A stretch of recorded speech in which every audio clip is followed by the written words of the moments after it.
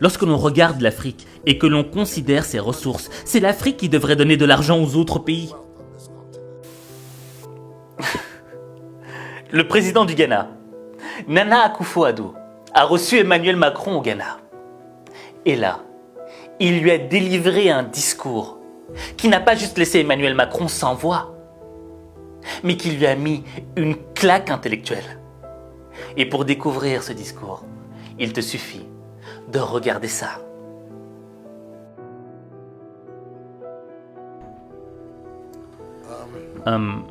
J'espère que le commentaire que je m'apprête à faire au sujet de ce problème ne va offenser personne dans cette salle. Nous ne pouvons plus continuer à mener dans nos pays, dans nos régions, dans notre continent, une politique sur la base de l'aide de l'Occident, de l'Europe, de l'Union européenne ou encore de la France. Cela n'a pas marché, ça ne marche pas et ça ne marchera pas. Il est de notre responsabilité de trouver des moyens pour développer nos nations par nous-mêmes.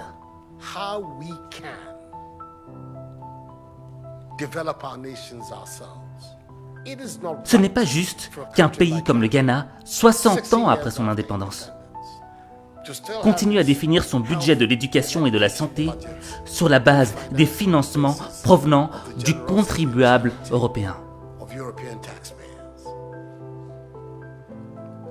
Au stade où nous sommes, nous devrions être capables de financer nous-mêmes nos besoins de base. Nous allons considérer les 60 années à venir comme une période de transition, à l'issue de laquelle nous pourrons voler de nos propres ailes. Notre objectif n'est plus de compter sur ce que le contribuable français pourra nous donner. Nous accepterons cependant tout apport que le contribuable français pourra nous apporter à travers son gouvernement.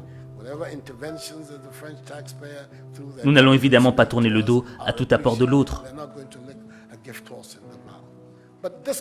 Cependant, malgré tout ce que le continent a subi, le continent africain reste celui qui détient plus de 30% de toutes les ressources naturelles les plus importantes du monde. C'est le continent qui a de vastes terres fertiles et la plus grande population jeune.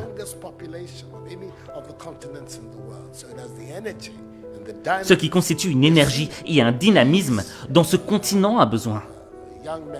Regardez ces jeunes qui font preuve d'ingéniosité pour traverser le Sahara et la Méditerranée.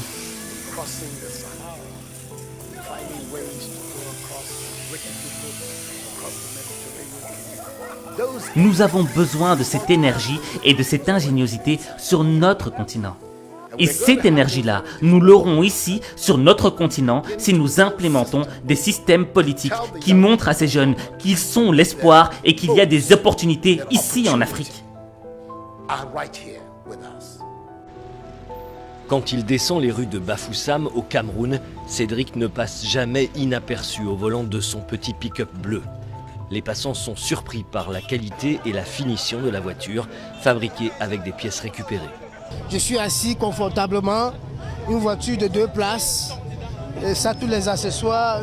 Je suis même surpris d'arriver dedans, je constate que le tableau de bord fonctionne, comme toutes les voitures, donc vraiment, c'est un génie. Mais avant d'être un génie, Cédric est surtout très débrouillard.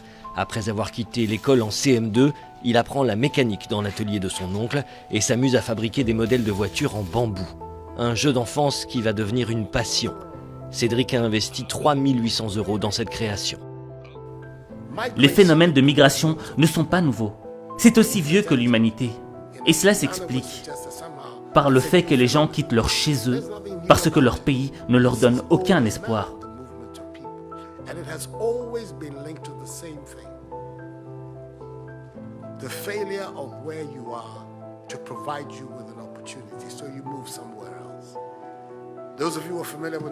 Ceux d'entre vous qui connaissent l'histoire de l'Europe savent que les grandes vagues d'immigration en Europe au XIXe siècle partaient d'Italie et d'Irlande.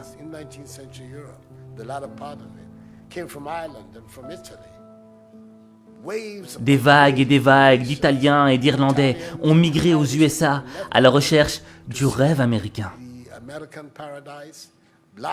Parce qu'il n'y avait pas d'opportunité de travail en Irlande et en Italie. Aujourd'hui, vous n'entendez plus parler de cette immigration-là. Les jeunes Italiens et Irlandais restent chez eux. Nous voulons que les jeunes Africains restent eux aussi en Afrique.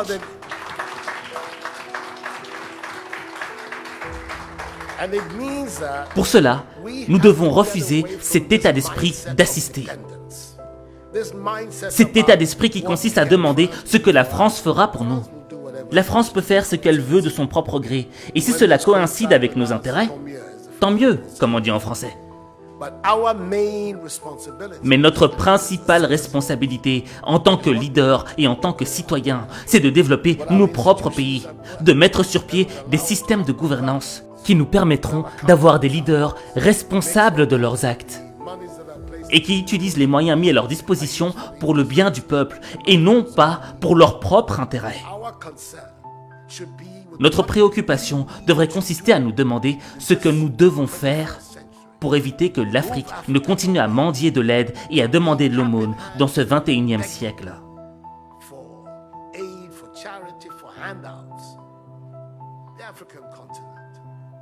Lorsque l'on regarde l'Afrique et que l'on considère ses ressources, c'est l'Afrique qui devrait donner de l'argent aux autres pays. Sans vouloir offenser le président français, car je suis francophile et je n'ai aucun problème avec la coopération française.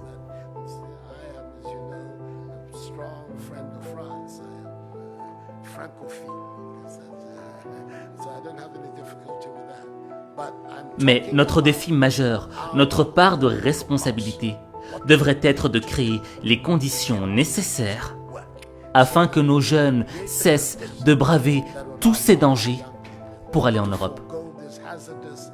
Ils n'y vont pas parce qu'ils le veulent, mais parce qu'ils pensent qu'il n'y a pas d'opportunité dans nos propres pays. Ces conditions, nous pouvons les créer si nous changeons cette mentalité de personnes qui dépendent des autres.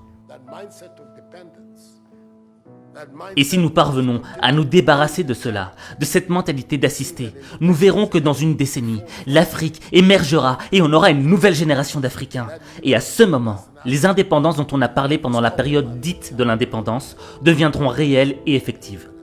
J'espère qu'en disant cela, je n'offense personne dans l'assistance.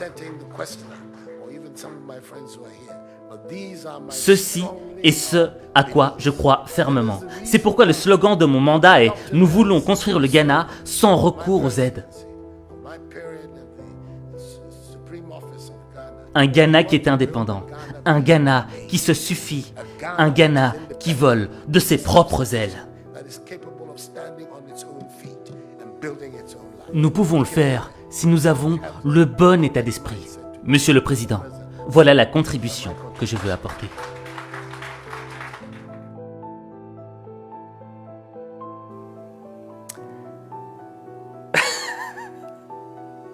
Ce président est trop fort.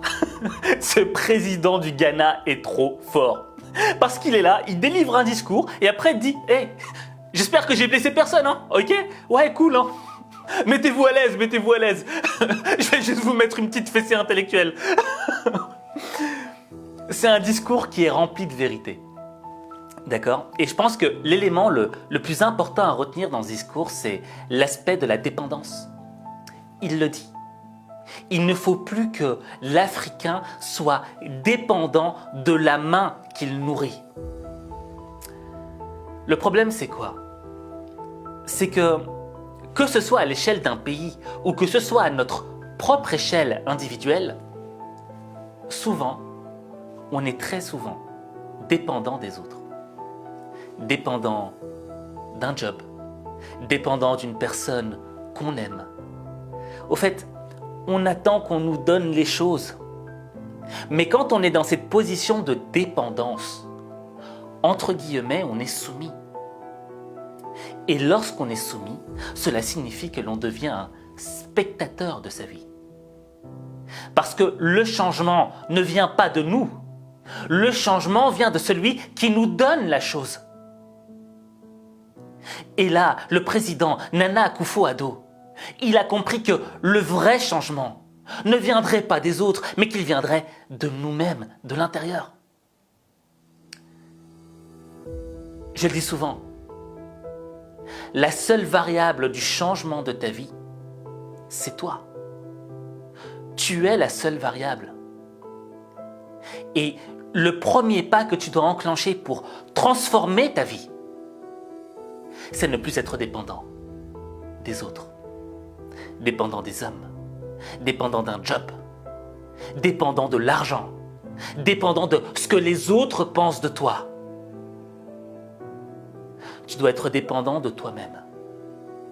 Et tu ne dois attendre d'applaudissements que de toi-même.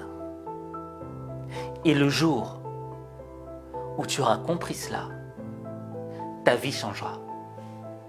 Parce que ta vie, il n'y a que toi qui peux la changer. Il n'y a que toi. Alors, j'ai une question à te poser, d'accord? Ok, ce président ghanéen, il est trop fort. Mais est-ce qu'il n'y a pas un autre président qui t'a inspiré aussi? Ou même une personnalité, tu vois? Quelqu'un qui, à travers un discours, a peut-être changé quelque chose dans ta vie. Dis-le en commentaire. Et en fonction de ce que tu diras en commentaire, eh bien peut-être que j'en ferai une vidéo. Moi j'ai une idée, ce serait peut-être... Quand même, lui aussi il avait des sacrés discours. Bref, en tout cas, j'attends de lire ton commentaire. Et n'oublie pas aussi que ma masterclass est sortie, la masterclass Ultra Boost. Et si tu veux en savoir plus, il te suffit tout simplement de cliquer sur le lien que j'ai épinglé en commentaire. Sur ce, je te retrouve pour un prochain épisode.